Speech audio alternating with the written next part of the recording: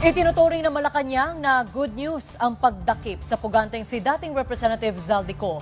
Tiniyak naman ng palasyo na handa si Pangulong Ferdinand R. Marcos Jr. sa mga ibubunyag ni Ko, lalo't ang Pangulo mismo ang nag-umpisa ng investigasyon kaugnay sa flood control anomaly.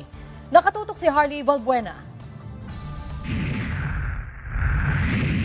Masaya si President Ferdinand R. Marcos Jr. sa pagkakahuli kay former Ako Bicol Party List Representative Zaldico. Ayon sa palasyo, resulta ito ng matibay na paninindigan ng Chief Executive na mahabol ang mga sangkot sa maanomalyang flood control projects. Nais lang po natin ipaalala sa mga nagsasabing kinalimutan na ang flood control scandal.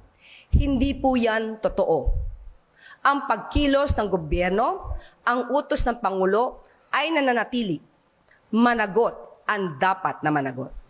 Panahon na raw para umuwi ang dating congressman upang harapin ang kaso. Tiniyak din ng palasyo na handa ang Pangulo na makinig sa lahat ng sasabihin ng dating kongresista kapag nakabalik na sa Pilipinas. Ipinaalala niya na ang Pangulo ang nagbunyag at nagsimulang paimbestigahan ang korupsyon sa flood control projects. Kaya mensahe ng Malacanang kay Ko, Ang dapat na tanong dyan ay kung handa ba si Zaldico na magsabi ng katotohanan. Kung handa ba siya na sabihin kung sino. Kung hindi natin sinasabing siya'y guilty. Kung sino ba yung kanya mga nakasama.